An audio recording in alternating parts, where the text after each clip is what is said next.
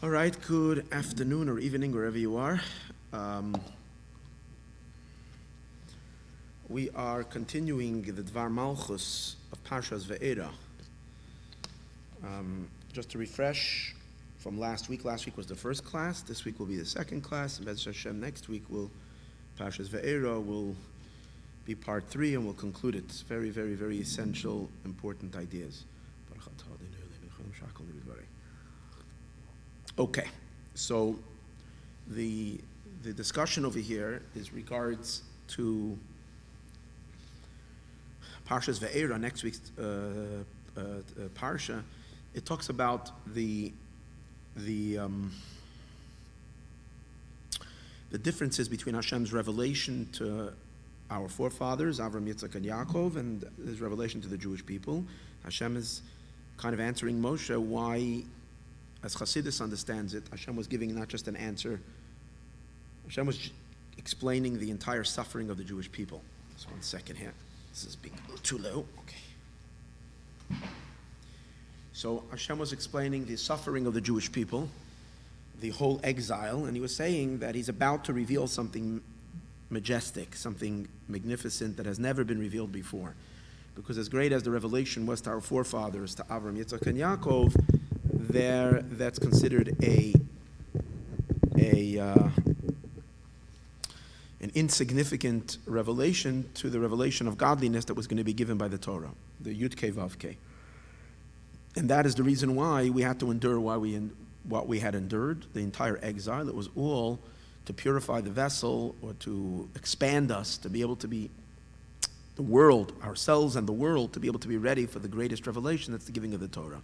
In the words of the Chumash, until now the revelation was from the name Shakai, it was Shin Daled Yud, and now, which means enough, where the idea of enough represents an idea of limitation and boundaries. That's called enough, as opposed to Yud Kei Vav Kei, the Tetragrammaton, which refers to Hashem's name as He's infinite and boundless, and that is about to happen after the giving of the Torah. And yeah, that's the Yud Kei Vav Kei. But the Rebbe asked 2 questions. Why does the Torah seem to, 2 things? Number one, if we're speaking about I'll say the second question first. Second question is that if we're trying to speak about the greatness of the new revelation that's going to be to the Jewish people after the giving of the Torah, why would we name the Parsha Va'era, which is referring to the revelation to the fathers, not to the revelation of the children? The whole chiddush over here, the whole novelty is that there is going to be a revelation where the previous revelation pales in comparison. So then why would a parsha that's introducing for the first time the Yud Kei Vav Kei revelation, why would it be called Va'era, which is a revelation, the inferior revelation, which was the Avos? That's question number 1. Question number 2 is Hashem uses the word, I revealed myself to the forefathers with this name, and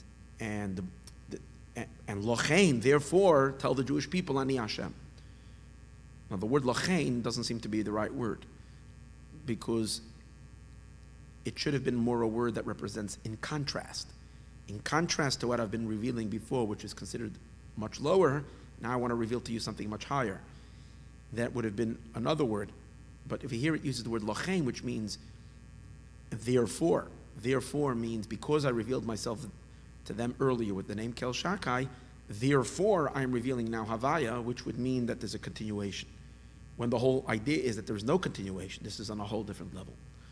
The idea that we spoke about last week, is that the main theme of the Yud Kei Vav Kei is it's the revelation of Hashem as being totally infinite.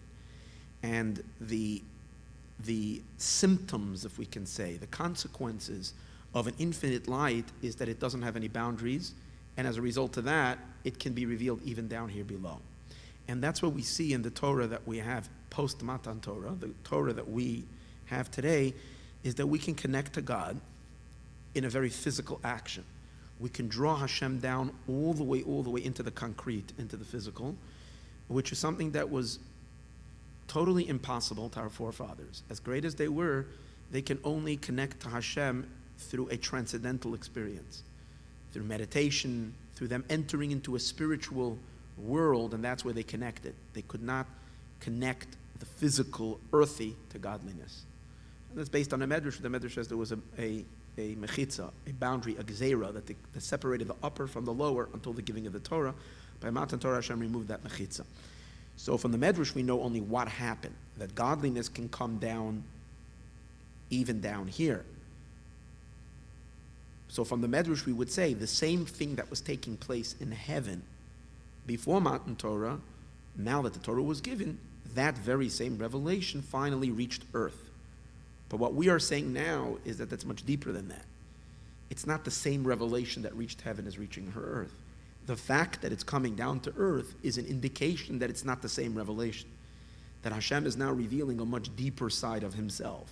He's revealing his omnipotence, that he's not restricted in staying in heaven, he can even come down to earth. That's the chiddush of Havaya. And again, being that kind of access to Hashem, even in the physical, only happened after Matan Torah, that's indicative, after the Torah was given, that's indicative that the revelation is a higher revelation, and it was that Havaya was not revealed to our forefathers. However, the Rebbe says, being that our forefathers are our fathers, everything we have must come from them. We can't have anything that's not from them. So even this, that we exceed them, and our Torah and our mitzvahs exceeds our forefathers, this too is coming from our fathers. Like the idea that we spoke last week, Yafa koyach ben mikoyach ha'av, that sometimes children can be smarter or more talented than their parents, but that too is derived from their parents.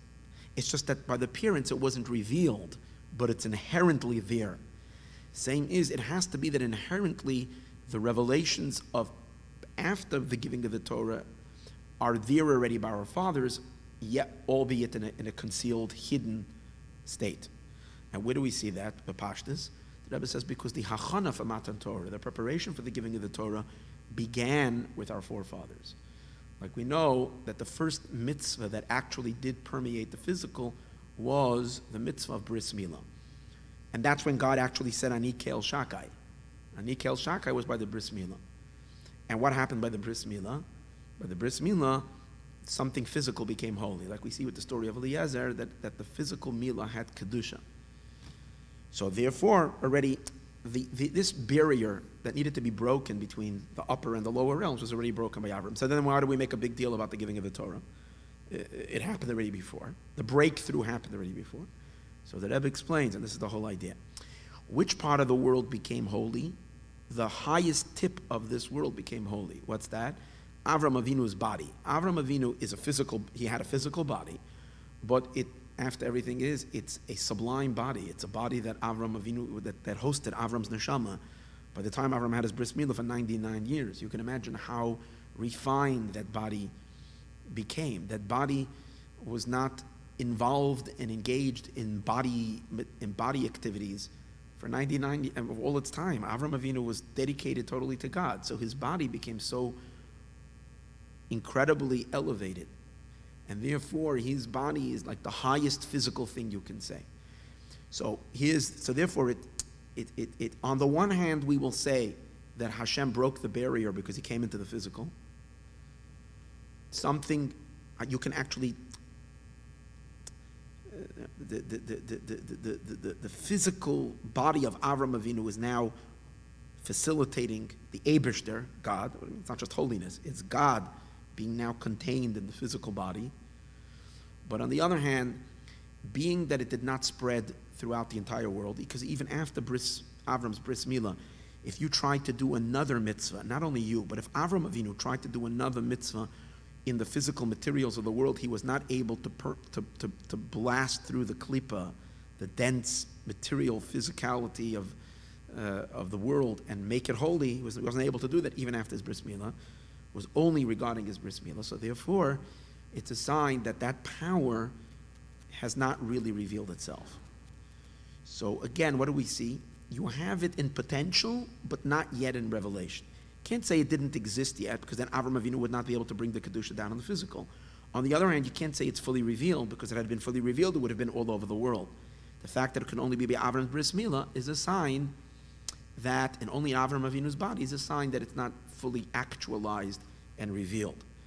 So that's why we can say like this. The revelation of post-Matan Torah, which is the revelation of Yud Kei Vav Kei, Lochein, it's coming from the revelation to the fathers. Why are we having that revelation? Because the Eibishter revealed himself to Avram Avinu. The Kel Shakai. Kel Shakai was by the Bris Milah. It was the beginning already of the infinite revelation. It's just, and therefore now I want to fully expand it. Now I want to fully actualize it. I'm going to use a little example to that regarding Mashiach. The Rebbe said in 1991 and 1992 that, when people have a question, how is the world going to react to the Rebbe says it, I think, in Parsha Shoftim, in Nun Aleph, by when the Rebbe said that he has already a nevuah, a prophecy, that Hine Zeba Mashiach is here, is coming. So the Rebbe there says, people are getting so many, objections. How are people going to react to this? Suddenly all this change, Mashiach is coming. The Rebbe says that would be a problem if it wasn't yet drawn into the world. But it's already drawn into the world. It's already here. Now it just has to reveal itself. That's what he says. It has to manifest. But it's in terms of the breakthrough happened already. And based on all my Monday night classes and everything we've been talking about for the last 2-3 years, we're seeing now. We're talking about in the last 3 years, from Tavshin Ayin Hey, really Ayin Hey, the last 5 years, but mainly from Ayin Vav, Ayin Zayin, Ayin Ches, Ayin, to the incredible miracles. Things are transforming. The whole world, everything is becoming aligned with Elokus. There's still tension and a war going on, but you're seeing everything. But this is all not new. Everything was already drawn down. Everything already happened in 1990, 99, 91, when the Rebbe said Egias Mangulascha. That's, I think, the acclamation that we all need to make. But just like you can see, the fact that it happened in 1990, 91, it happened in the world of the Lubavitcher Rebbe. It happened in the world of his eyes. It wasn't yet visible to us. That's why we were looking to Mashiach. We're Mashiach.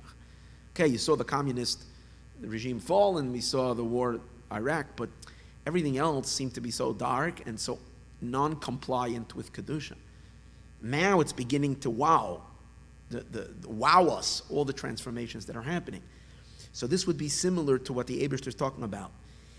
It already, the Eirel Avram Bekel Shakai, that happened already then. The Gilui to Avram Avinu, it was already, it made contact already. It was downloaded. But now you have to click the file open. And the clicking of the file open and revealing it into everything, that's going to happen by Matan Torah. And that's Shmi Havayah, but it's dependent on that. And that's why also the name of the parsha for after Matan Torah is called Ve'era Ela Avos, because the download happened by the Avos, albeit that it might have been a zip drive that we couldn't open, that we were trying to open, but we couldn't yet open it. We couldn't yet see the goods, but it was really done already. Okay, so it's a very important idea. It was already done then, but it only reveals itself after by Yetzias Mitzrayim, by Matan Torah. Fine. Now, as we're going to continue, we're holding Perek Hey. Then the Rebbe says, to take it a step deeper, not only did the beginning of the giving of the Torah, which means that potent light, that potent gilui of Yud Kei Vav Kei, of Havaya, which is embedded in Shem Shakai, already start in by Matan Torah. In other words, that Shem Shakai was not just Shakai, it was Shakai, and inside Shakai was Havaya really, and that happened already by the Bris Milah of Avram Avinu. It's not only that it happened then already, but even deeper than that. Its connection to our forefathers, to Avram, Yitzchak, and Yaakov, is not an occurrence and happening that happened to them, let's say by the Bris Milah. It's not even related to Avram's Bris Milah. It's related to the essence of our fathers, of Avram, Yitzchak, and Yaakov, of our forefathers, of who they really are, just in their very being. Meaning it's related to Avram Avinu the day he's born, not so much even to the Bris Milah. And the reason for that is, and therefore, the very existence of our avos is already everything. But it's everything closed. It's not everything revealed. Now, Matan Torah is all about and bris milah, it's all about giving expression and actualizing it into action. To understand this idea, he says, the idea is as follows, and this is a very cool and it's a cool idea. It's cool. It's also very amazing. And the idea is as follows: we have to differentiate between olamos, between the experiential, between the realities of worlds, and absolute truth, and that is the Eibishter's existence, the Eibishter's truth. Let's call it, there is two truths. There's the truth of creation, the reality of creation, and there's the reality of the Eibishter. Mitzad the Eibishter, going into God's truth, into his being. From Hashem's true beingness, there's nothing that exists besides him. And there's no higher and lower. And to say that there is a world, and there is a higher world, and there's a lower world, and in the higher worlds are filled with light, and in the lower worlds are dark. Like everybody knows in Chassidus, we always teach that all the differences are only in God's revelation to us. In the higher worlds, he's concealed, in the lower worlds, he's hidden. But Mitzad the Eibishter himself, his presence is everywhere, because there's no place that he is not. And he is equal in the upper worlds and in the lower worlds. And it's not only that he's equal in the upper worlds and the lower worlds because he's omnipotent and therefore he can even blast through the darkness of the lower world and be in the lower worlds. Nah, it's much deeper than that. To him, there is no upper and there is no lower. There is only him. And therefore, b'derech memela, if there is worlds, if there's anything, he's everywhere. He's everywhere because he's everywhere. Because on the level of God's etzem, of atzmos, of the Eibishter himself, there is no his chalkos at all. There's no definition. There's only one emes, and that's him. So, but that's his truth. Then there is this construct. Well, let's say there's another reality. How does another reality come about? Through a tzimtzum rishon, the Eibishter makes a block on his absolute truth, and now we enter into, in other words, we're taking a complete I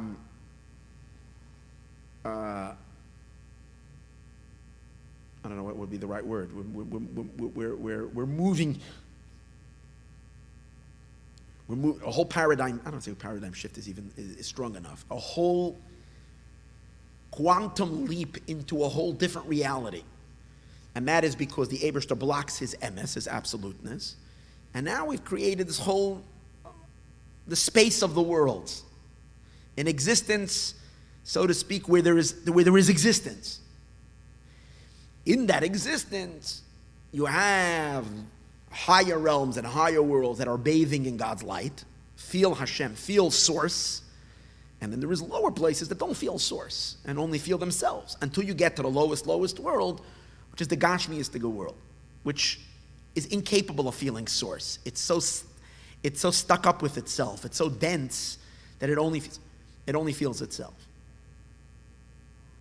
What's the chiddush? Now, in that space of worlds, there is post-Matan Torah and after Matan Torah. Post-Matan Torah, Hashem's is not limited to his light, his presence, his revealed consciousness is not limited to the higher realms. It can manifest even in the lower realms. Prior to Matan Torah, his light was only able to shine in the upper worlds and not in the lower worlds.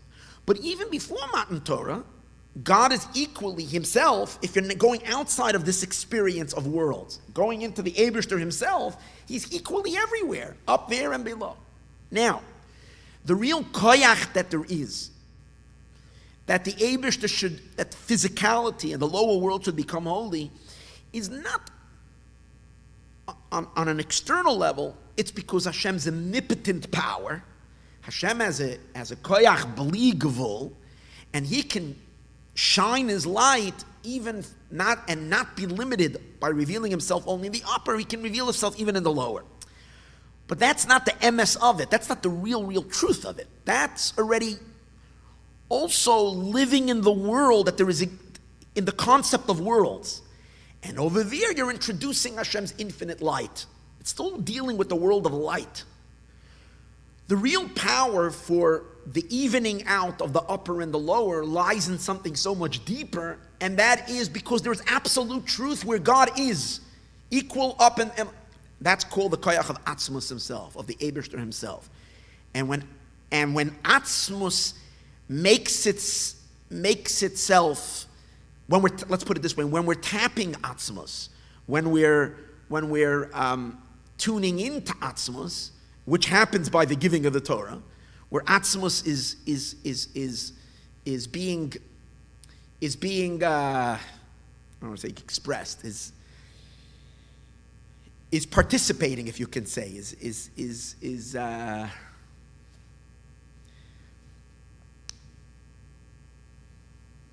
is engaging. Where Atzmus is being engaged, which means the essence of God, then b'derech memela, the higher and the lower, there's no difference. And if you can have Getlichkeit in the higher worlds, you can have Getlichkeit even in Gashmis.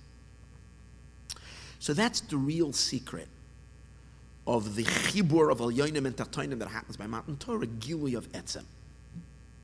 Okay, that's the way it pertains to the worlds. Now, before it pertains to the worlds, everything that happens in the world has to happen within the Jewish people as well. And here is where we're going to get back to the Avos, to our forefathers. In the Jewish people themselves, we have, for instance, let's see where we have these two. We can really say three dimensions inside all of us. And where do we have the three dimensions? We have Elyonim, we have the upper part of the Jew. Let's say the neshama is the higher part of the Jew. And we have Tachtonim, we have our body. Tachtonim is our physical body. Or we can say Nefesh Elokis, our godly soul, and Nefesh Bahamis, our animal soul. Or we can say the higher Kochos HaNefesh, which is the power of a Yid's emunah, the more transcendental powers, a person's mind, a person's emotions, and the lower part of the person, which are his levushim, his garments, thought, speech, and action. Or let's go even more particular. We can say thought and speech is considered more the higher part of the human, and action, which is considered the lower. So you see, we can make all these differentiations. And that's higher and lower within the human experience. But beyond all of that, just like we spoke before, there is beyond the upper and lower, there is just the very existence of the Eibishter himself, which transcends the whole notion of higher and lower. The same is also in every single Jew. Every single Jew has his etzem haneshama. The essence of a Jew's neshama transcends the whole idea of higher and lower. The essence of the neshama is your very you. When a Yid's etzem is tapped, there is no difference between the most transcendental experience and the most physical experience, because etzem has no limitations or has no definitions. It doesn't at all exist within the construct of any kind of revelation that should define it as a more spiritual revelation or as a more physical idea. That etzem, the Rebbe says, that's the avos. In other words, our forefathers, they are the collective etzem of the Jewish people. That's why he explains over here that their main avodah of the forefathers wasn't so much in terms of projecting and influencing the koiches. Like in a person, there is your essence of who you are, and then there is your projection, which begin with your koches hanefesh, your emanations, how you influence, first beginning with your intellect and your emotions, and then your thoughts and speech and actions. That's how you influence. That's your interaction, so to speak, with the outside. But then there is the very, very essence of your very being as you are to yourself. And the Alter Rebbe explains that essence, where does it show itself? In Mesiras Nefesh. Mesiras Nefesh is where it comes out, the true essence of the Yid's Neshama, of who you are be'etzem. And that's why the Alter Rebbe explains that even Jews, who in terms of their expressive lives, their worldly, their interaction with life, with the world, has been everything but religious, everything but holy. When someone pokes them in their essence, it's like a whole different reality, because Again, who you are in your essence, at your very core, doesn't necessarily in any way need to reflect in the more expressed outer person, because it's very, very, very essential and very inward. So the Alter Rebbe says, but when you poke a Jew, you wonder, like, how is this the same person? This is the guy who you knew all your life, was totally careless about anything holy, Shabbos, godliness, anything, and suddenly the guy is dying al Kiddush Hashem. Doesn't make any sense. It's because there's essence and there is Giloi. And in Giloi, there is, and so let me phrase it this way. There is, every Jew has a pintele yid, and that's his essence. And every yid is perfect in his essence. What is the essence of a Jew? This, that he is perfectly one with God. That's the essence of a Jew. And he's inseparable of Hashem. Then there is the hisgalus of the Jew as he interacts with the world. When I say the world, I mean with his own body, in his own experiences, and with the outside world. And over there, we can have two levels. Before Matan Torah, after Matan Torah. Or we can put it this way, tzaddikim and regular people. A regular person, anything less than a tzaddik, so him, there's a difference between the upper worlds and the lower worlds. That means as his neshama manifests, he experiences that we call hirurei tshuva, thoughts of tshuva he'll feel, but or deep, sometimes inspiration for good things, but his most external day-to-day behavior doesn't necessarily reflect this inner godliness. Why? Because his lights, his emanations are not powerful enough to reach his chitzonius, to reach his machshava, dibur, hamaisa, to blast through his fully physical existence on earth. So he could be lacking somewhere in his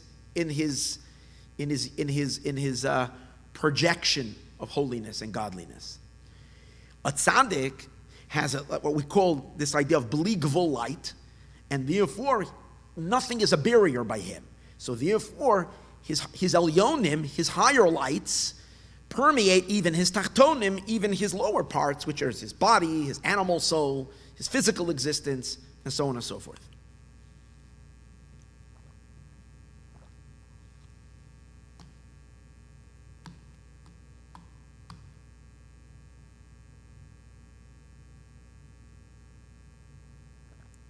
So, how does this now how does this reflect? We'll go back to the Avos and the Jewish people. The Avos, Avram, Yitzchak, and Yaakov, they represent the Etzem. That's why we find that their main avoda was Etzem, Mesiras Nefesh. Where do we have, the Alter Rebbe says, where do we have Mesiras Nefesh from? Our koach to give our lives up al Kiddush Hashem, the Avram Avinu inside of us. This deep, deep, core essential oneness with God. That's why they're Merkava. They're totally one with the Eibishter, our forefathers. That's Etzem. So they're Be'etzem, who they are and what they are, that's the real koyach, the real empowerment for each and every one of us to be Megala Lukus, to reveal godliness in our Elyonim,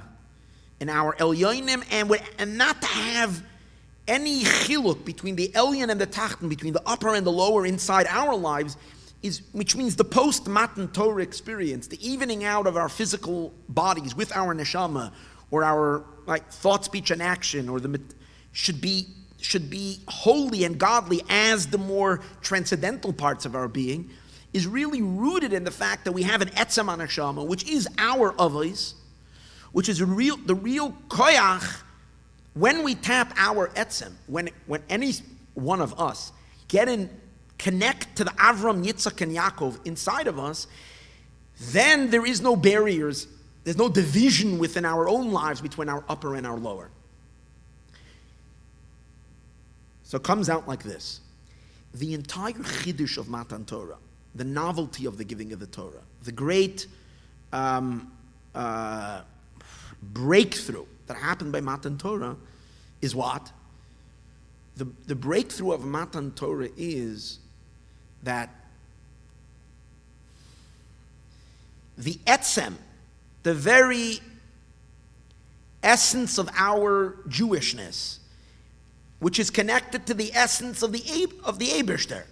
The Eibishter's essence, which, as we said before, in his world has no barriers. In his world is, and there's no Elyonim and there's no Tachtonim, he is everywhere and everything.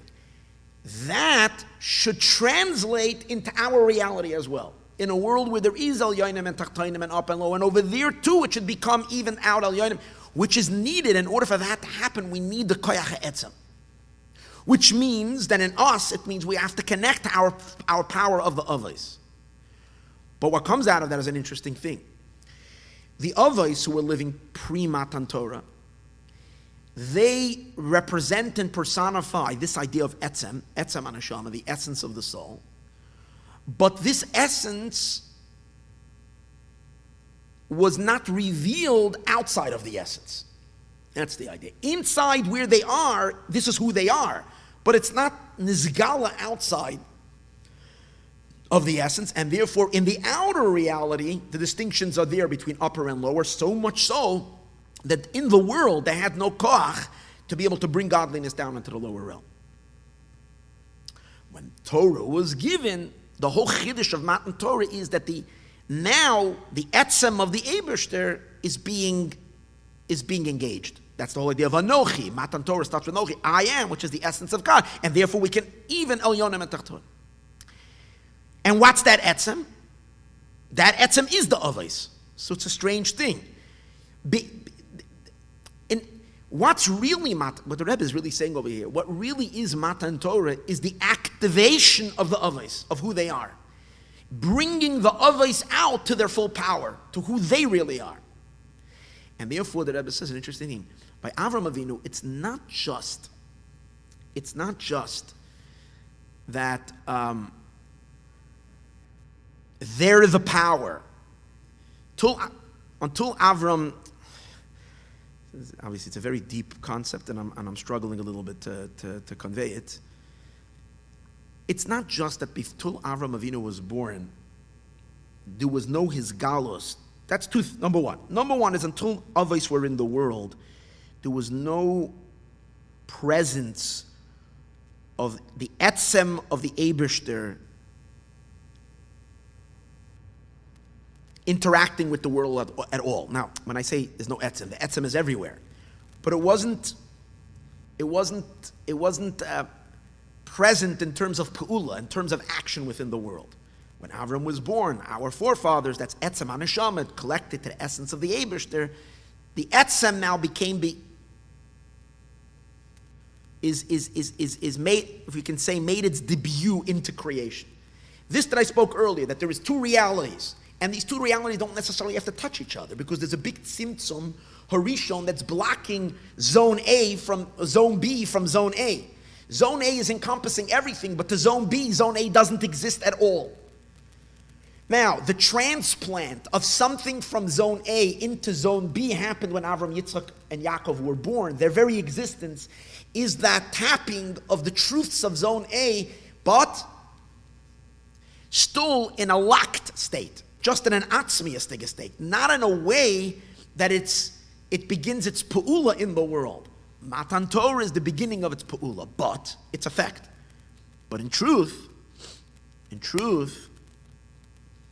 Bris Milah, when Avram had his Bris Milah, where Avram began already the process, for the first time, like we spoke earlier, to bring holiness into his physical body, Avram Avinu accomplished the next stage, the Gilui, the revelation of Etzem into the world and having impact, the impact being that it can even out Al Yoinim and Tachtonim, the upper and the lower, that too happened already by his Bris Milah. But since going back to what we spoke at the beginning of the class, since it was only revealed in one nekuda, in one point in the world, which is in Avram's body, not in the entire world, that means that its revelation wasn't complete, number one, and even deeper than that, when we say the essence was tapped, the essence was drawn, it wasn't the essence with its full potency of the essence. If you can say, a chitzonius of the essence, so to speak, not its full. It's not only that it wasn't revealed, the question is, why isn't it revealed? It's not revealed because it's not essence shebe essence. Essence shebe essence, which means its true beingness, is everywhere and in everything, when that is tapped. So the hamshacha se'etzem, so what happens by Matan Torah? When the Eibishter gives the Torah, which is the completion of the revelation of the power of the essence, what that does is that it's actually actualizing the avos to their fullest. It's an amazing thing. We're actualizing. Avram became so much more Avram. Yitzchak became Yitzchak, and Yaakov became Yaakov when the Torah was given. They were Avram, Yitzchak, and Yaakov before, but they were Avram, Yitzchak, and Yaakov. We didn't really see their true depth of who they really are. After the Torah was given, their real essence was revealed. The koach of the children is the koach to reveal, to actualize, to interact, to bring it in the world. But the power, the essence power that is needed for that, that's our forefathers. And therefore the Rebbe says an amazing thing. By Matan Torah is the wedding between Hashem and the Jewish people. We know by every wedding, the forefathers of the chassan and the kala, of the bride and the groom, come to the wedding. Up to 3 generations of grandparents come to the wedding. If that's the case, that means by our wedding with the Eibishter, when the Jewish people got married with God, which was by Matan Torah, who came to the wedding? Who came to Matan Torah? Avram, Yitzchak, and Yaakov were there. What is the deeper meaning of the others being at that wedding? It means 2 things. Number one, so in addition to this just being because it's a wedding, but there's a great depth over here. Number one, the power that we have to receive the Torah and then to do all the work with the Torah until Mashiach comes, revealing godliness and everywhere in the world. Where did we get that power? We got it from our wedding. Who was at our wedding? Avram, Yitzchak, and Yaakov, and of course the mothers as well, because it's only these couples, it's only these 7 giants. They empower us because they're the essence of the Jewish soul, rooted in the essence of God, and only from the essence do we have the koach to even out, as we spoke earlier, between the upper and the lower, which is our work that we're doing after the giving of the Torah, to align heaven and earth. So it's the power of the fathers empowering the children, number one. Number two, the reason they appeared by Matan Torah is because until Matan Torah, we never really saw them. I mean, even those who saw them before Matan Torah, sometimes we didn't see them. Even whoever knew them back then didn't really know them. Their true power of who they are was fully manifest and fully revealed by the giving of the Torah. So what the Rebbe is really doing is he's making such a powerful link between us and our fathers. Their power of who they are is not revealed until we come along and actualize them, and everything we actualize is only them. But the chiddush that the Rebbe added in Sif Hey and in Sif Vav is not just that the inyanim of Matan Torah happened already to the avos. That's what we spoke last week. The infinite revelation of Havaya happened already to Avram. The Rebbe is going much deeper here. He's saying, what is the Matan Torah? What is the true pnimius of the Gilui of Havaya? It's the Gilui of Etzem. And that is the avos. That's who they are. It's their very being. That's Matan Torah.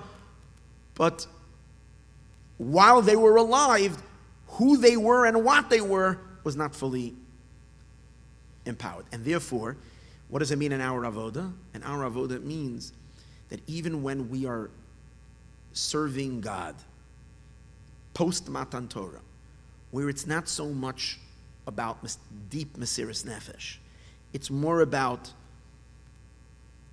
all the details in the world and the details of our life that we have to influence and we might say purify and elevate or transform and imbue godliness in. It's all these details. Yet the real panemius of the Yid that should be present in all of our avoda as we go by our daily chores of all the specifics of our Judaism, it should have the essence of the avos in them, which means we should do our avoda with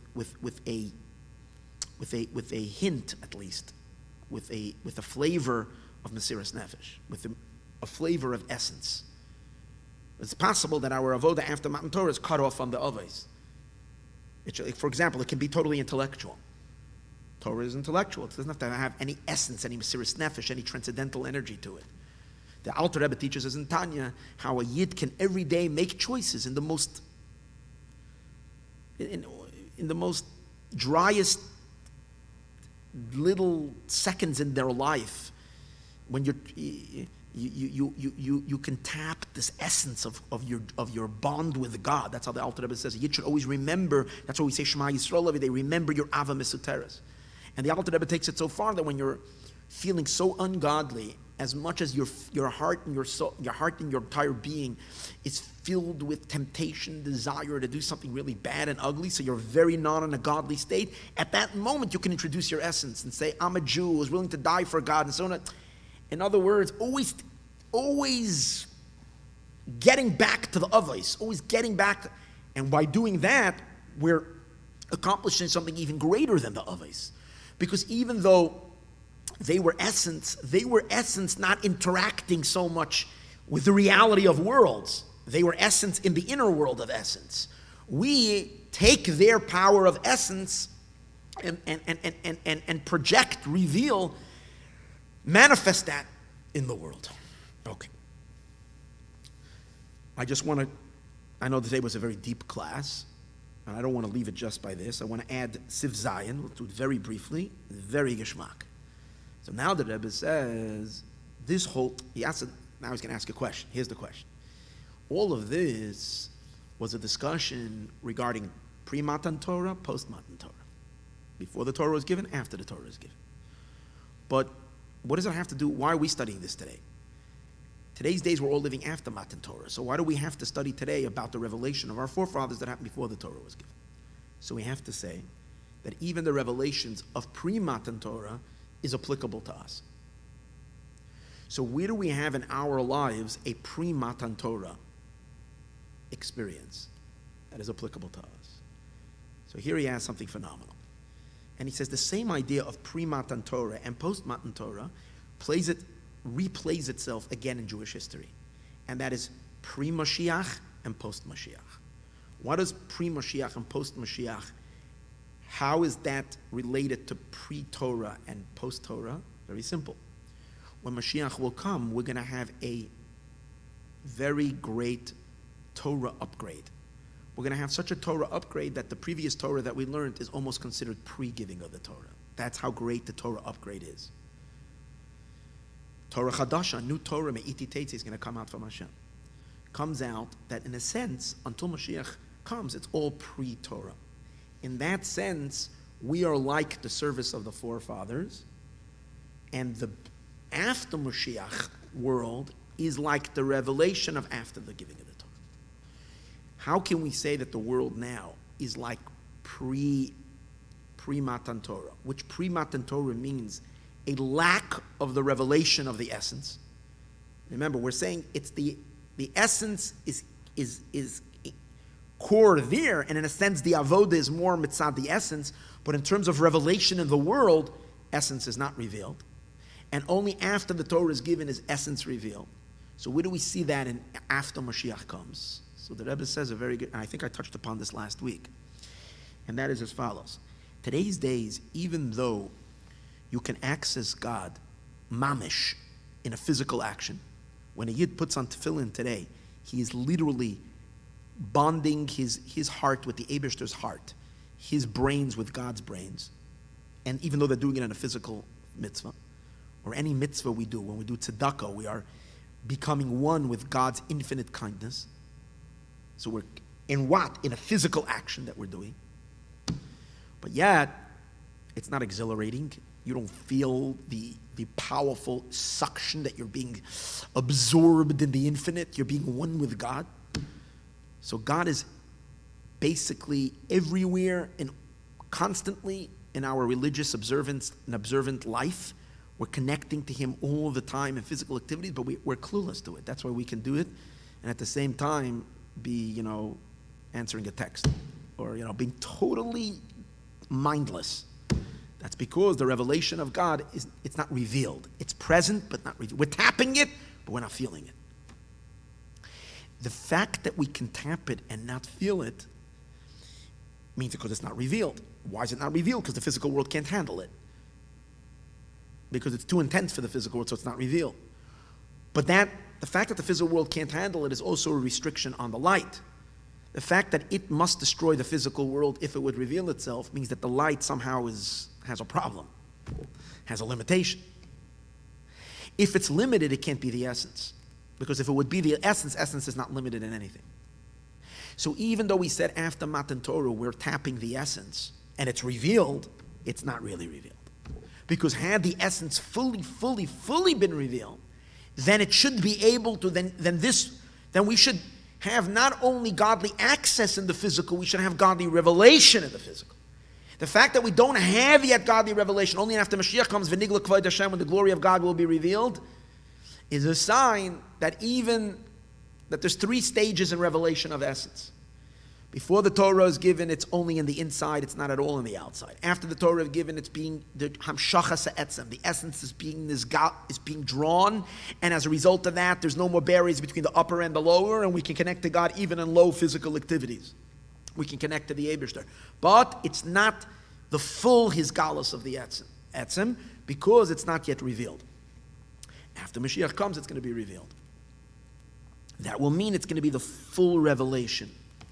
Now, just like post Matan Torah and after Matan Torah, before the giving of the Torah and after giving the Torah, the power that was revealed after the giving of the Torah is connected to the service of the forefathers that which were before the giving of the Torah. They made it happen. So the same is also all the revelations of Mashiach are connected to our work now. As we know, Maseinu v'Avodeseinu b'zman ha'Golus, the work that we do in the time of God, creates the after Mashiach world. What's the shaychus of our avoda now in terms of being megala more essence? It has to be an avoda of essence in order for it to reveal the great revelation after the giving of the Torah. What's the shaychus? The shaychus is that because since it's galus and it's dark, we need the koyach of Mesiras Nefesh. Just that we spoke that the Avos had Mesiras Nefesh, in some way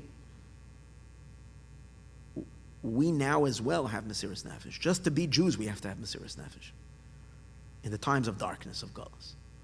So by doing our work with Mesiras Nefesh, that is Gilui Ha'etzem. And that Gilui Ha'etzem is going to create the post-Matan Torah total revelation of essence that is going to be, which is going to actualize itself in the full presence of the Eibishter, b'his galus, everywhere and in everything, all the time, permanently, forever and ever. That's the Avodah. And then in Sif Ches, we're going to start that next week. We're going to start Sif Ches. The Rebbe is going to connect it to the 3 tkufas of Shmois, Ve'era, and Bo. These 3, Shmois, Ve'era, and Bo, are 3 parshios, which one represents pre-Matan Torah, one, Ve'era, represents post-Matan Torah, but pre-Mashiach, and Bo al Paroi, is already Mashiach. And then he's going to explain later how that's an hour related also to Shvat and Yud Shvat. It's a very exciting shir, which is, as Hashem, next week, Wednesday evening, we're going to finish this idea, how there are three what's it called again, Tkufos in the Hisgalus of Mashiach as well in the world, in terms of 3 Tkufos of the previous Rebbe, in his life, and so on and so forth. He's going to bring it all together in a very, very powerful way. Be'ezus Hashem, tune in next week.